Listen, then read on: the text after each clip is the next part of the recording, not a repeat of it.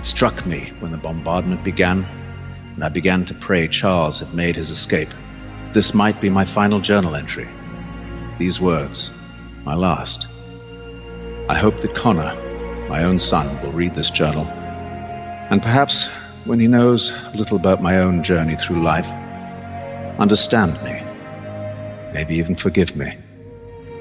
My own path was paved with lies, my mistrust forged from treachery. But my own father never lied to me.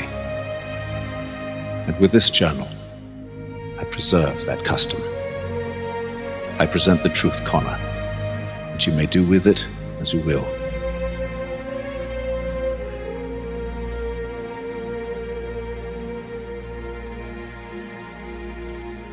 When I played Assassin's Creed 3, I thought it was so cool I was going to explore the American Revolution, since we were taught so much about it in school. At first I was really getting into the game since I found Kenway to be charismatic and charming. I was wondering how was going to help the Patriots fight the British, but then I found out he was the Grand Master of the Colonial Templars, and I was confused why they would make us see his point of view. Then the story changed to our true protagonist, Ranotaketen, also known as Connor Kenway. I thought it was interesting to see Connor grow up in his Native American background, but throughout playing this game I felt Connor was very boring and he was very mean. Connor did not have any of the charming qualities like Ezio, and ultimately I found him very boring like many of you. For a long time I hated Assassin's Creed 3 until I recently replayed the remastered version of the game and streamed it here on this channel. Slowly but surely my view of Connor was starting to change, especially since I had replayed the other Assassin's Creed games recently as well. I don't know if it was because I was playing all of the Assassin's Creed games in order, or because it had been many years since I played Assassin's Creed 3, but I couldn't stop and see the beauty and true nature of this game. Yes, it's true that Connor is not like Ezio, but Connor's story is one full of tragedy from the beginning all the way through into the end of the game. I also recognize that I have also changed a lot, especially with my own journey throughout life, and when I started playing the game for the second time ever, finally I began to see Connor for who he truly was. Connor and his story are truly underrated, and really it's not understood by most of the people who play Assassin's Creed. When we first meet Connor, he's living a peaceful life with his village, but everything would change when he would meet Charles Lee. This one interaction would change Connor's view of life forever. What have we here?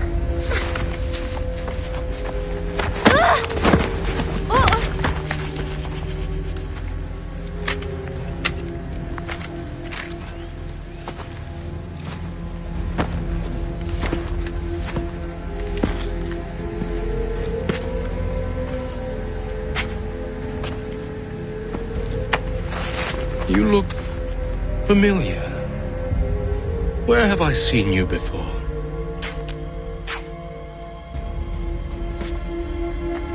That wasn't very nice.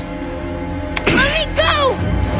Listen to that! He knows English! Small for savage. You're spirited too! We have questions for your elders. Only tell us where your village is, boy, and you can go.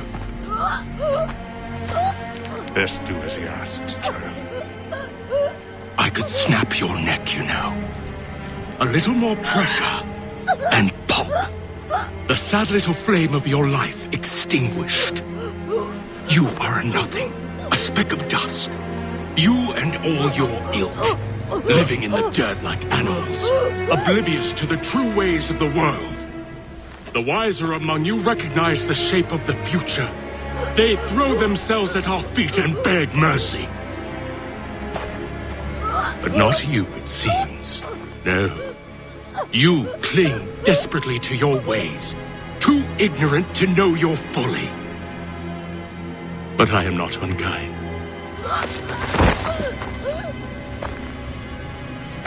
And so I spare you, that you may carry word to your people.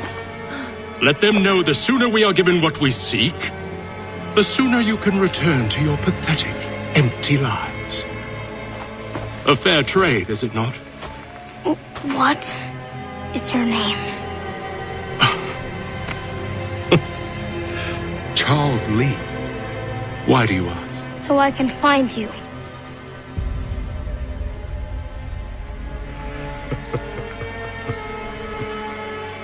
I look forward to it.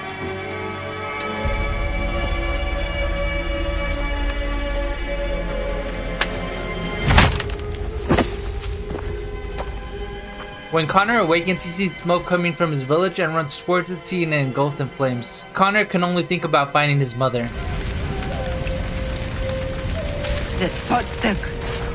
Radun hagedu. Onak ti on zartni gohrat zartni du hage. Dodek!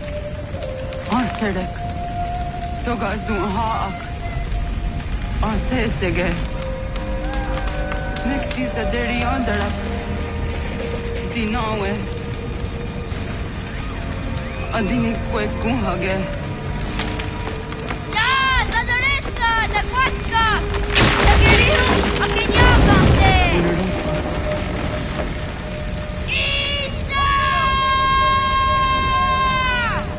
Connor fails to save his mother from a burning building and watches her die. Connor will now make it his mission to go after the man responsible for the burning of his village and his mother's death, Charles Lee. Connor grows with the feeling of revenge and need to get vengeance. One day, Connor asks the clan mother why don't they fight back and get revenge on those that have harmed them. Connor is then shown a crystal ball which his people have been tasked to protect. Connor then went on a sky journey and met Juno, who tasked Connor with stopping the Templars from accessing the Grand Temple.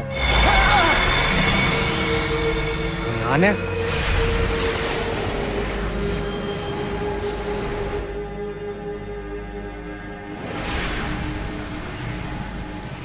Greetings, Guardian.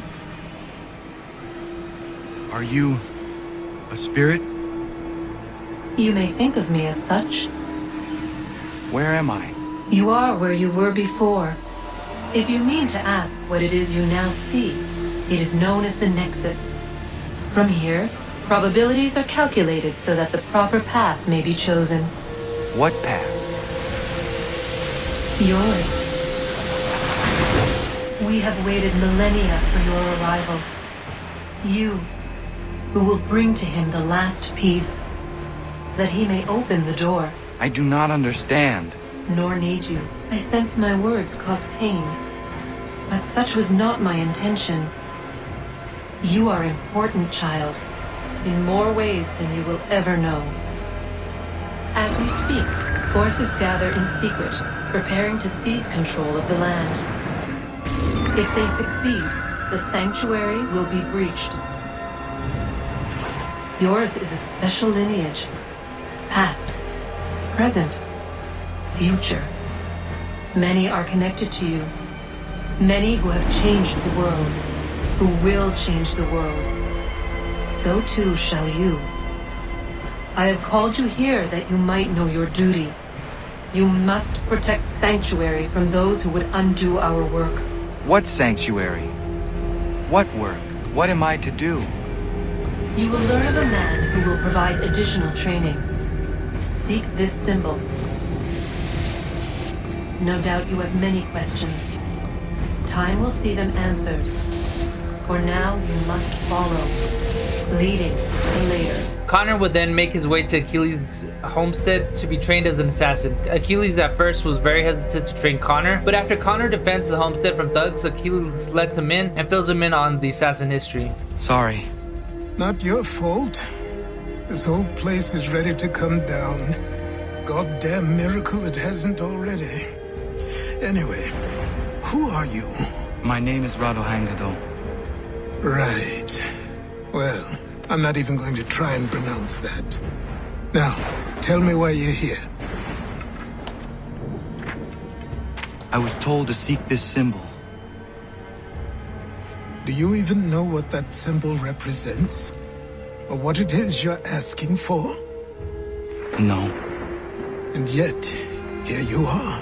The spirit said that I am... These spirits of yours have been harassing the assassins for centuries. Ever since Ezio uncorked the bottle. But you don't even know what an assassin is, do you? Well, best settled in then. I've got a story to tell, and it's gonna take a while to get it all out. And so, this is why the assassins have dedicated themselves to the pursuit of the Templars. Because if they succeed, your spirit's visions will become reality. Then I will stop them. Oh, I have no doubt you'll try. Connor begins training under Achilles, and slowly but surely, Achilles becomes more than a mentor to Connor. Achilles slowly becomes the father figure Connor never had. Through Achilles, Connor is introduced to the Patriots like Samuel Adams, George Washington, Israel Putnam, Paul Revere, and many more. Connor begins to partake in famous battles of the American Revolution, such as Concord, Lexington, and the Battle of Bunker Hill. Although Connor helps the Patriots a lot with their victories, Connor is still focused on taking down the Templars. All of that begins to change when Connor meets his father, Haytham. Connor begins to believe that the assassins and the Templars can work together, which leads to constant arguments between Achilles and him, but that illusion begins to shatter when Connor is forced to kill his best friend Kanentoko. Connor becomes conflicted since his own people are caught in the revolution and are forced to pick sides, many of whom have sided with the British. Connor begins having doubts, and those doubts are rooted even deeper when Haytham tells him the truth of who killed his mother. It seems your good friend here has just ordered an attack on your village. Although attack might be putting it mildly. Well, tell him, Commander. We've been receiving reports of Allied natives working with the British. I've asked my men to put a stop to it. By burning their villages and salting the land, by calling for their extermination, according to this letter. Not the first time either. Tell them what you did 14 years ago. That was another time. The 7 Years' War. And so now you see what happens to this great man when under duress. He makes excuses, displaces blame, does a great many things, in fact, except take responsibility! Enough! Who did what and why must wait. My people come first. Then let's be off. No. You and I are finished. Son. Do you think me so soft that by calling me son, I might change my mind? How long did you sit on this information, or am I to believe you discovered it now?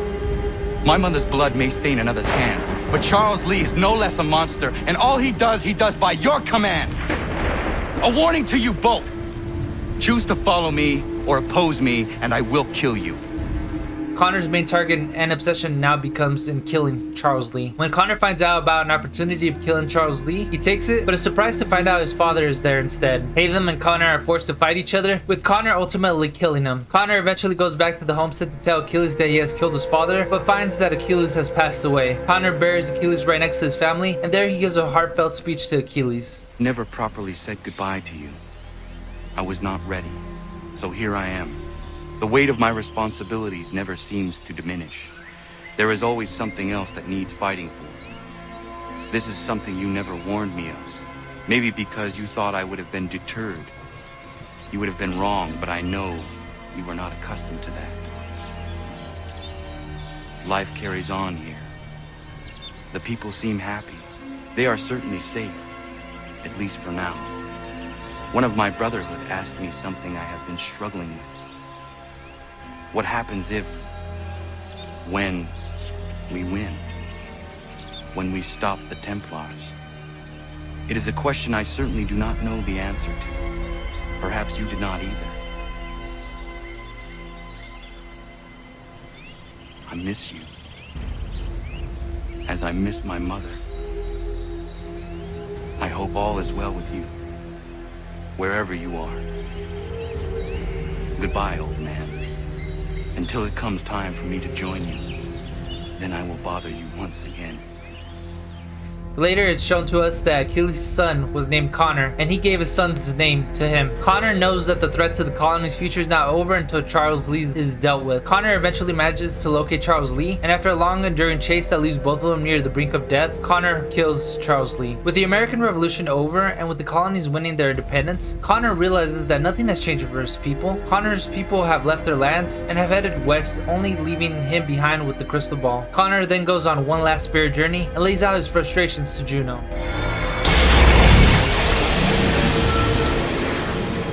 Long have we waited for you to return. You have done as we asked. You have succeeded. No!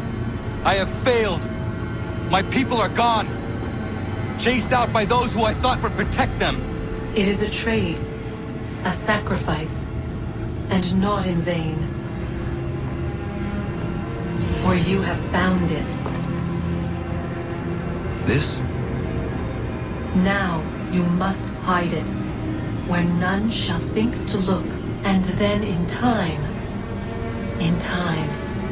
what once was, shall be. Again. I do not understand. Nor need you. Only do as we ask. Then, you may do as you wish. But what of my people? You have saved this place, as was your people's purpose, and that matters most. It is not enough. It will never be enough. You strive for that which does not exist. Still, you have made a difference, and you will do so again.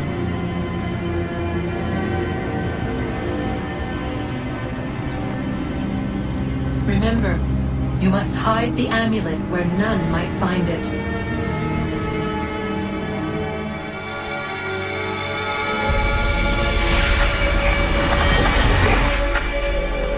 Connor now sees that while some have wanted freedom, there's still more work to do. If you guys enjoyed this video, consider becoming a subscriber, leaving a like on the video, and let me know your thoughts in the comments down below. My father left those for me.